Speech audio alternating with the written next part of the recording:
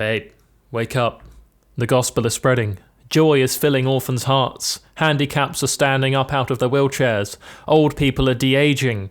Voiy has uploaded Saints Row 2. Of course, after the first video, I couldn't make a part 2 alone, so Matt is back for the ride, and I honestly don't think Stillwater is ready for the drip we're bringing. Despite the immaculate outfits, that's not enough for us to gain infinite respect, so we have to do some activities to actually continue the story. We decided to execute a flawless assassination in broad daylight right next to a children's park. We picked Brad as our target, not just because of his humanitarian crimes, but also his crimes against fashion. At this point, it feels like the Saints is going to turn from a violent gang into an elitist fashion brand that charges $120 for a t-shirt because it wasn't made in a Chinese sweatshop. Really, all you're doing there is taking away jobs from little kids. So as I see it, we should start boycotting Gucci and other designer brands so kids can earn that paper too. And by paper, I literally mean A4 pieces of paper, as that's what I imagine they pay you in sweatshops. We smashed through some activities, so now we can start taking on the Ronin. The Ronin are basically the Yakuza who run the casino in Stillwater, so Pierce is devising a plan for us to work our way in and rob them. What's up with the dollhouse? Dollhouse my ass. This is how we gonna fuck up the Ronin. Me explaining to people that Warhammer isn't toys. Dollhouse my ass.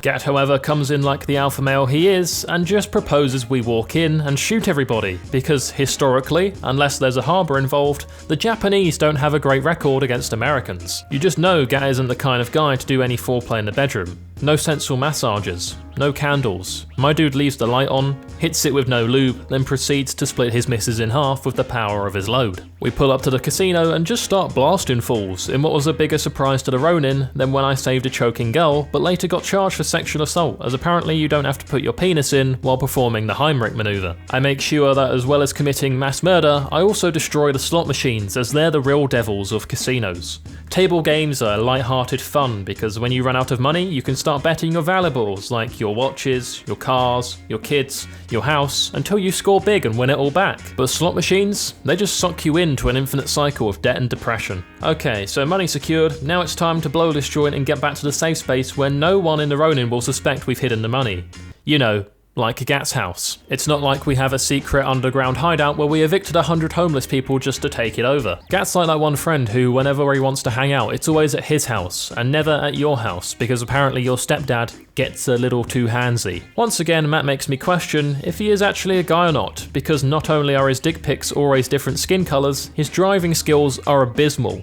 Eventually though, we do make it back to Gat's house, where we chuck all the whites we were wearing in the washing machine because those bloodstains will need a good 30 minutes at 30 degrees with some decent detergent. Even in gang life, striking a healthy work-life balance is key, so me and Matt take this next morning off to go purchase some new firearms. I believe this is how the average American spends their mental health break days. Oh! Who's this? Is this the lead singer of Sum 41? Hang on a minute. Oh, he's dead. What? How did he die? I just pulled him out of the car and he died. Jesus, $300 fucking dollars for 20 SMG ammo? Fucking extortionate prices. I like this car, I want it. Oh! Whoa! Yeah, bitch. God damn it. Your co-op partner is using cheats. What? No, I'm not. Yo. Hey, Matt, can you play Live una vida loca? I'll take that as a no. After an enjoyable morning though, we had to get back to work, which involved a little bit of laundry. Yes, we had to hang up those whites I was talking about earlier, but also we needed to do some money laundering. As clearly, it's not at all evident from the CCTV footage of us shooting up the casino like it was a high school that we stole all the money. Now, if you're unfamiliar with the concept of money laundering, I'll just run you through the process real quick. At the moment, the money we have is dirty, like a Twitch Prime subscription to your favourite e-girl. Yes, it's still money, but it's a free gift from Jeffrey Bezos, not actual money coming from your pocket. Yeah, sure, you could use this money in a strip club or to buy an 8-ball, but that's about it. So to make it clean, we have to buy shady black market merchandise, then resell that to members of the general public. Like when I was a kid, I'd steal other people's FIFA Panini World Cup stickers, trade those dirty stickers for clean stickers, and sell those clean stickers to people on the playground, starting a good clean football sticker laundering process, which still didn't give me enough status at school to be going to prom with anyone apart from the music teacher, so you win some, you lose some, I guess. Basically in this case we'd buy some guns with grenade launchers attached to them, as we're in the US of A and we know our audience. Of course, it's natural to want to have a little fun with your merchandise though, before you resell it. drive? We should never let a woman drive, man. This is what happens. Oh, see, I was trying to avoid it. Roadblock.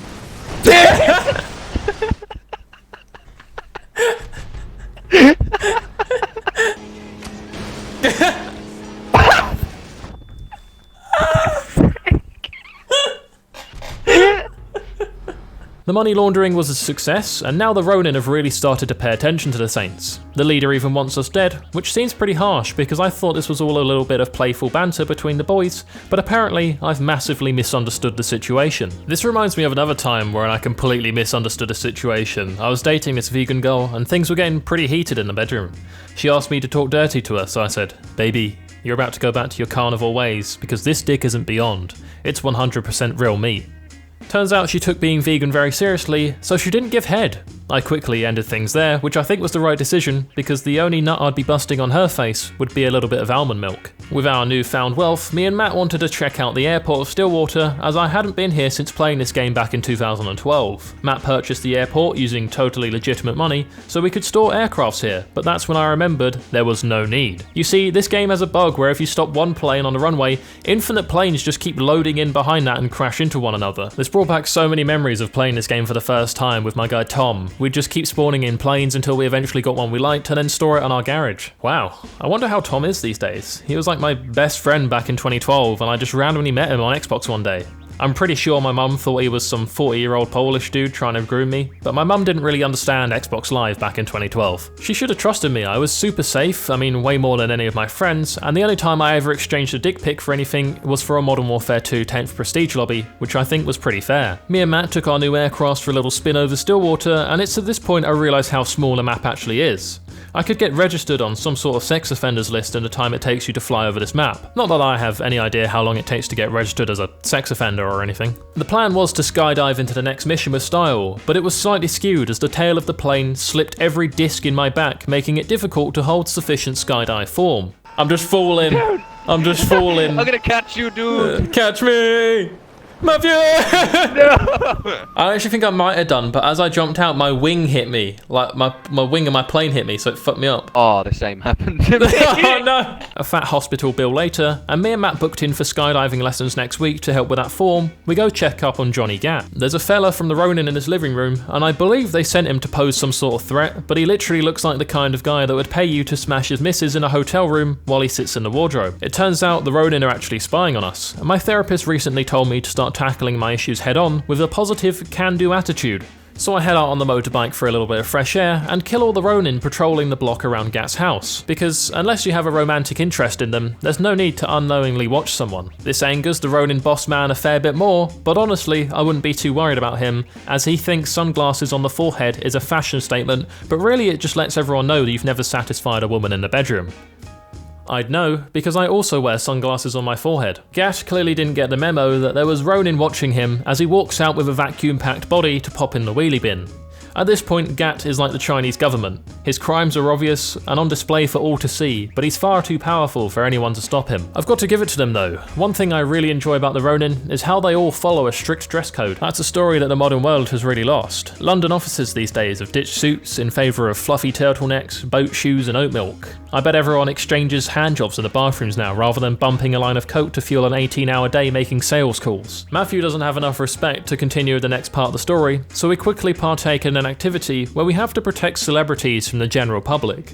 How ironic, because in reality, it's the general public that needs protecting from the celebrities. When we return to Gat's gaff, there appears to be a strong Ronin presence, and I'm starting to think he needs to upgrade his home security system, because the Ronin are in and out of his life more than my father was in and out of my life. There's a mixed race woman tied up to a chair with a big bald guy. I've seen pornos that start like this.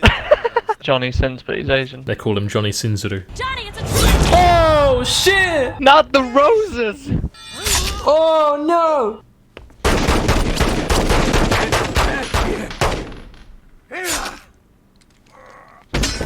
I still don't believe I'm over the trauma that cutscene caused to 12-year-old George. I mean, losing Aisha by beheading and watching Gat get stabbed in the stomach was the biggest loss I'd experienced since my neighbour passed away in my uncle's shed from malnutrition. Gat is in critical condition, so we have to hold off the Ronin until reinforcements arrive with the ambulance. With Gat being white and all, you'd think even though it was a gang crime, the ambulance would arrive in seconds, but they take too long, so we decide to order ourselves a self-driving Uber instead. This self-driving Uber is the absolute boy. You know, it's bad when the woman we had driving earlier was worse than this. It even hits some fucking gnarly shortcuts that may fracture everyone's tailbone, but ensures we get Gat to the hospital as soon as possible. And with Gat now lying in a hospital bed, it was really time for us to take revenge on the Ronin, even though we kind of started this war, killed more of the Ronin than they killed of the Saints. But remember, we're the good guys because we're not the Yakuza. If you would like more Saints Row 2 content, let me know in the comment section below. A big thank you as always to those of you who've clicked the join button and become a member of the channel. Thank you guys for watching, I really do appreciate it, and I will see you all in the next one. Bye-bye. I'd like to just give a huge shout out to my motherload Voiy Bois and above, Gerardo Cruz, Björn van den Hatter, Charlie Waldock, TheGamerTeg, and Zyfin Productions. Thank you guys for your support.